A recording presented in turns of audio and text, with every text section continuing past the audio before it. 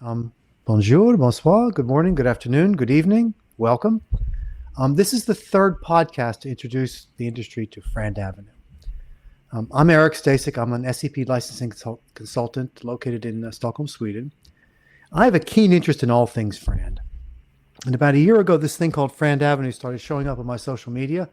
I got interested into it. I reached out to Cyril, my guest today, who created the platform, learned a lot about it, and we decided that we should share what I learned with everybody else. And so we created 3 podcasts to explain FrandAvenue. In the first podcast, we talked about the evolution of FRAND and the large body of law that regulates the behavior of the parties in a FRAND negotiation.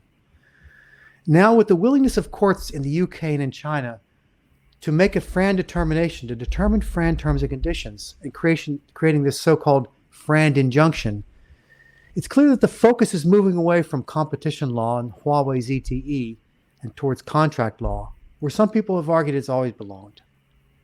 So in the second podcast, we discussed that FRAND, and at least ETSI's FRAND, is governed by French law. And so we took a deep dive into some aspects of French contract law that would define the behavior of parties under French law and excuse me. And in this third podcast, Cyril and his team are going to take you on a guided tour of FrandAvenue and show you how the FrandAvenue was designed to help licensors and licensees comply with their obligations under French contract law.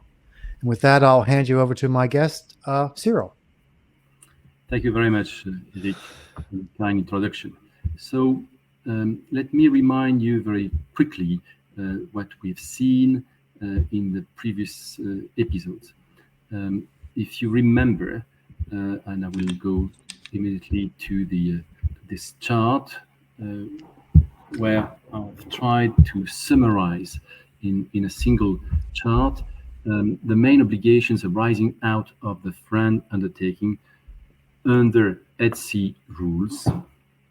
FRAND undertakings which are subject to other SSOs differ slightly, although the key obligations remain the same for a number of reasons, which I'd be happy to explain to you in a future podcast. But with respect to the ETSI FRAND undertakings, you can see that there are 5 key obligations which arise out of this document, which we have qualified in the previous episode as a FRAND agreement. Those 5 key obligations are in this column on my left hand. There are respectively the disclosure obligation, an obligation then to negotiate diligently, a direct right to the performance of the contract, a covenant not to sue, which is equivalent to a right to practice the SEPs pending the outcome of the negotiation, and a right for the licensor to be compensated for that use during the negotiation. So we've seen here, and I won't repeat it, what were the basis of those obligations under French law. We have identified the legal basis out of which those obligations were created. Finally, we will now discuss the solutions, what we have designed, developed in the FrandAvenue platform to tackle those issues. Each of those 5 key obligations finds its solution on FrandAvenue. The first key obligation, which is the disclosure obligation, is fulfilled on FrandAvenue by these tools, which I will show you in a minute, where you can manage your patents, your portfolios, your licensing programs on the platform. And you can even extend this disclosure obligation to the implementers side, because we should always keep in mind that this is a two-way street. And implementers also have disclosure obligations. And we have developed a large database, which is growing constantly, of market players where we identify use cases by industries and applications, and we connect them to the patent database. With respect to the second obligation, negotiating diligently, you will see in a minute that we offer tools for our members where they can manage their licensing programs, they can manage their negotiation timeline, which is of paramount importance, because this is how you can determine if the two parties fulfill their obligation to diligently discuss with each other. And you will see that we provide solutions to avoid that the negotiation could stall, could simply one party could be held out, through lengthy negotiation tactics. The third obligation, and in fact you can regroup the final three obligations: the direct right to the performance of the contract, the covenant not to sue, and the right for the licensor to be compensated. All of these obligations are dealt with a dispute resolution process, a tool that we offer, and that I will show you. And you will understand that using these tools, you can satisfy your obligations arising out of the FRAND agreement. So let me now take you through the platform itself. I will share my screen,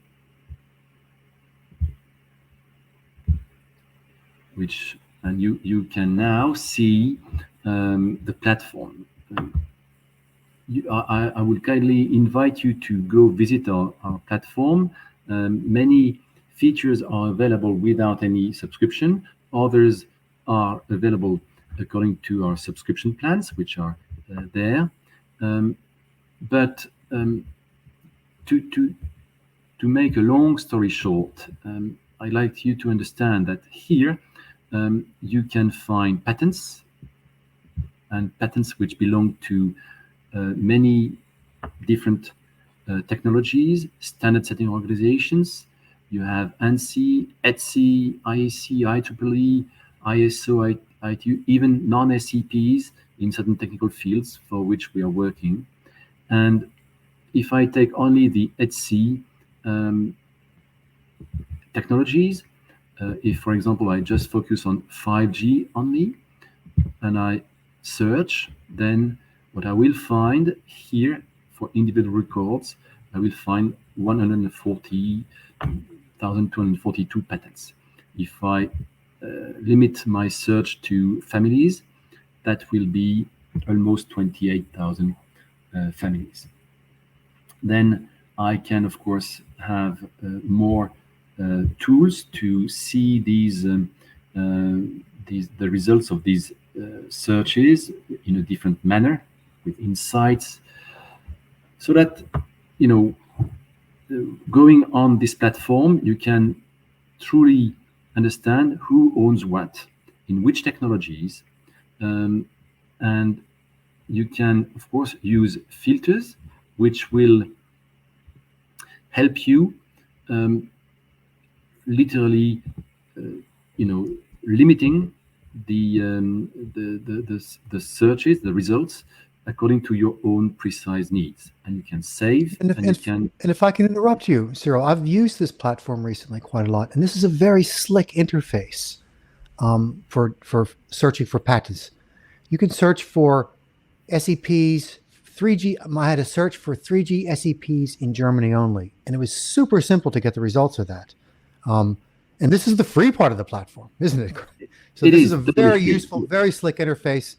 It helps you to get access to the sort of the ETSI declaration data and the declaration data from IEEE, from ISO, and from a bunch of other standard bodies. I don't think it's available anywhere else. Yeah, we really give it for free because we wanted to offer the maximum exposure of this data, which we obtain for free as well from the ETSI database. So it's important that anyone can have access to that. Obviously, we need to make a living, and so if you want to have more sophisticated filters, you need to take a subscription. But that's basically how we help members displaying their own portfolios in such a way that they can really contend that they satisfy their disclosure obligation. They act in accordance with the obligations arising out of the FRAND agreement which they have signed. In this example, you can simply see the patent itself, who owns it. That's Huawei. In this example, I took it purely, that was the first that I saw. You have data on the ISLD, and you can click. I won't do it now because I won't have time. You can see the original declaration made by Huawei. You can see what Huawei owns for this technical specification and many others. You have plenty of others here. You can find some attributes that we have extracted from this patent. The technology, it's about resource configuration, the use cases, wireless communication. The product concern, the claims are targeting base stations and user equipment. And you can also distinguish the services here which are covered by this patent. You have the claims, of course, and you can see the associated portfolios. So you can save. If Huawei had put a claim chart, you could see it, provided, of course, that Huawei would let this claim chart be seen freely. Otherwise, you need to contact Huawei to obtain the claim chart, if any. And in this example, we have regrouped patents owned by Huawei and which would potentially cover eCall. This is not something that Huawei claims to be covering eCall. This is just, a pure compilation of patents which, by their technical fields, could potentially cover that technology. There is no licensing program because Huawei is not a member of this platform. But if Huawei had the good idea of joining the platform, they could put their licensing program, their negotiation terms, for example, and the negotiation timeline, and all of these other features which I have briefly mentioned in my introduction. So now let's have a look at what you can do once you believe you have in order to satisfy all of your obligations. I have logged in with a mock account, which is a licensor. I can explain who I am, and then I can explain what is my firm, present my firm. I could put my logo and put many things, but that's not the most important part. Here, the most important part is in this example, I'm a licensor. I want to display my negotiation terms. I need to satisfy my disclosure obligation. This is a binding obligation. And I need to explain to my potential licensees at what conditions I am prepared to negotiate a license on my patent portfolio. So if, for example, I could have my default negotiation terms, which would cover all my portfolios. And in this example, I would add a description of that, licensing program, and I can display my timeline. Keep in mind, there is this obligation to negotiate diligently. If you want to satisfy, and that is valid for both licensors and implementers, you must negotiate diligently. And that is something which is well settled under French law, but which needs to be, demonstrated, evidenced. So you can manage your timeline, decide that the starting date would be the acceptance of the access request. The access request is a specific process under the FrandAvenue platform, which I'd be happy to take you through another time, and which helps the parties formulating an agreement with automatic steps in order to save time and record evidence of their behaviors. So, for example, if you decide that you want to start, you're not obliged, but some people like to start their negotiation process with an NDA. You may decide that you want to allocate, for example, 4 weeks just for finding an agreement on NDAs or an agreement to negotiate. Then you are prepared to spend as much as 12 weeks or whatever, 20 weeks on the due diligence process, which is the time that is needed by the parties to examine for example, the portfolio. Then you would spend another 4 weeks in this example for the negotiation of the key terms of the patent license agreement, another 4 weeks for the finalization of this agreement. In this example, the total is 32 weeks. You save it, and you are prepared here to display, if you wish, your negotiation timeline. That means that you can show that you are giving reasonable amount of time for a negotiation, and that you are willing to negotiate diligently for each of the steps which are described here. I should add that you can also add your own steps if you are not happy with these very standard ones that we're proposing. The other obligation, which I have briefly mentioned, is what happens if the parties don't agree. And more specifically, we've seen that the licensor must let its patents being practiced by the implementer pending the outcome of the negotiation. That's an important obligation. On the other hand, the licensor must not be held out, which means that in the event where an amicable settlement, an agreement, is not found between the parties at the end of this process, within the agreed timeline, what happens? So, in order to satisfy the obligation arising out of the FRAND agreement, the parties need to agree upon a dispute resolution mode from the outset. So that dispute resolution mode could be the most simple one, which would be, well, I just want to go to court. Or I don't want to go to court, but I want to go to mediation or to arbitration. And you can set your order of preference. In this example, it's mediation first, arbitration in second, courts in third. You can decide to show or hide, because not everyone is playing by the rules, and you can be reluctant to display what would be your dispute resolution mode, your preferred dispute resolution mode. You can do the same for the location. And again, here are just examples. We put Paris, Munich, London in the usual places, but you can have other cities of your choice. And again, you have your order of preference.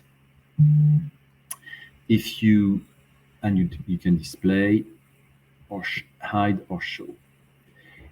Same if you have decided that you were prepared to go for mediation and arbitration, you will then be offered a choice to determine yourself what would be the mediation or the arbitration institutions of your choice, of your preference.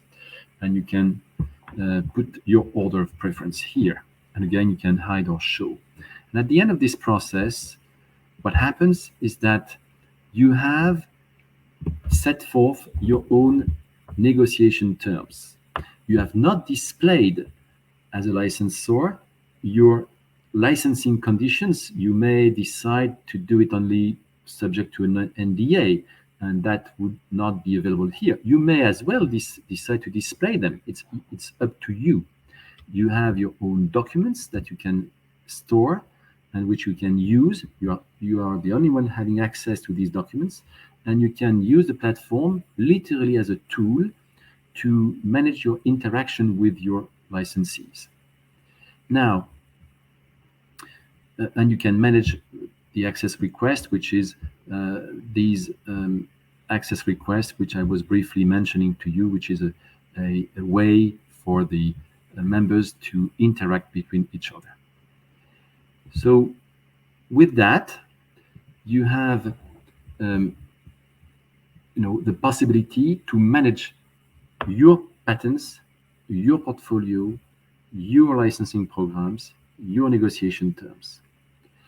And you do that, again, in accordance with the obligations arising out of your FRAND agreement, because you have signed that as a licensor and as the owner of a portfolio of standard essential patents. So you have to comply with your obligations, and that's the way to comply with them. Now, the same or similar obligations also bind the implementers, and an implementer here, if I had logged in with an implementer's account, I could display my negotiation terms as an implementer. I could say, well, I'm willing to enter into a license agreement at FRAND conditions, but I want to have at least this amount of time for this step. And I want to have this information. For example, I want to be able to consult, say, claim charts and many other things. And by the way, I also want to buy a claim chart, and that is possible on FrandAvenue. You can easily click on a patent and see if you have claim charts, and if you don't have a patent, if you don't have a claim chart for a specific patent, you could buy one easily on that platform. So with that in mind, I would also like to show you a number of other features that you can find. So I've mentioned the search, I've mentioned how to display these portfolios. You can search for portfolios, you can search for licensing programs. Let's now have a look at the X tool, which is this tool which allows you to search for companies using patents or patents which can be used by your company if you're an implementer. If you are in, I don't know, say, aerospace and defense, for example, we have 265 companies. You can see them. You will find usual suspects, but you can find companies you might not have known. This one, for example, Adia Technology, don't ask me what it is, and many others. And then you can have the contact details if you're a member, with all the contact details, and you can contact them. Now, if you are an implementer and you are looking for the patents in this aerospace field, you will find all of these patents which one way or another would read on products which are in this technical field. Now, of course, you want to have a more narrow search, and that could be, for example, the antenna systems. Then you will have narrowed your search, and I don't know if you have a positioning. You will even have a more narrow search with 6,000 patents and only 3 companies here. So that's a way of this X tool is a way of improving transparency, either way, on patents and on implementers, which we believe is important, because again, it's a two-way street. Finally, you can find claim charts here for hundreds of various patents, and you can order claim charts. If you want to have a look, for example, I don't know, say this one.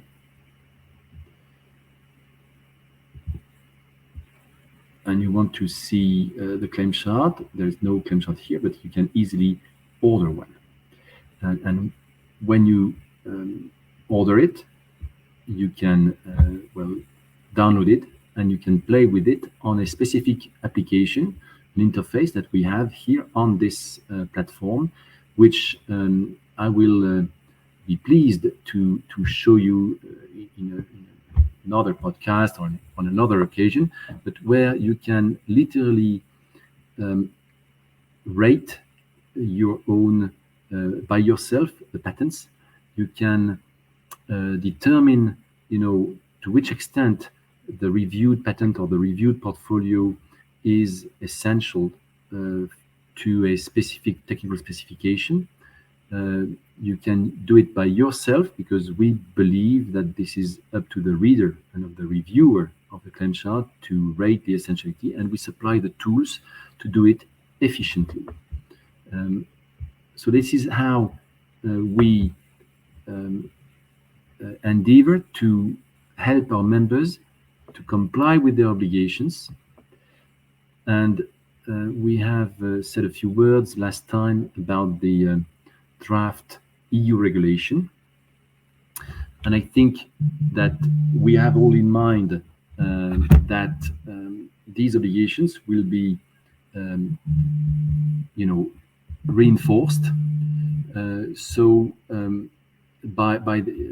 all the obligations which arise out of this FRAND agreement will be reinforced by this regulation. I see that we have questions.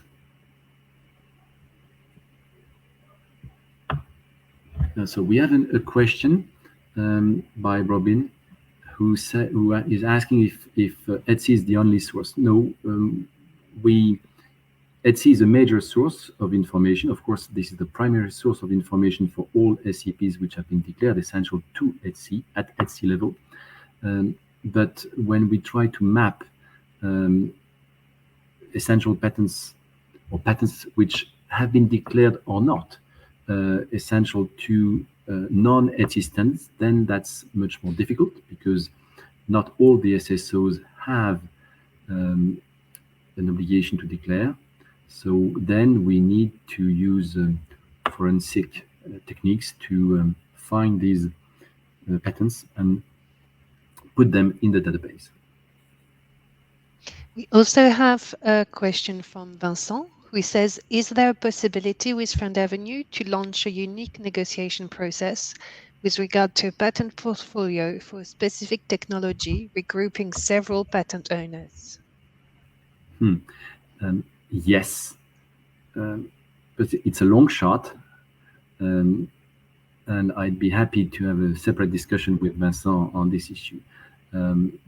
This is indeed, as an implementer, you can ask for, that's up to you to determine your own licensing in conditions, and you can ask for that. But you can also, as a licensor, use this FrandAvenue to regroup your patents with others. So that's a very versatile tool. Any other question?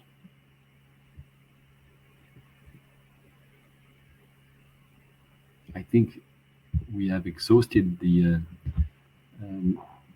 questions and the comments. So and we are right on time. So it was a pleasure for us to be with you today. I'd like to thank you all for your attendance. And well, stay tuned, because we will soon launch new features and release important news, which I hope will be of interest for all of you. Thank you, everyone. And thank you, Cyril. A very nice day. Goodbye. Cheers. Goodbye.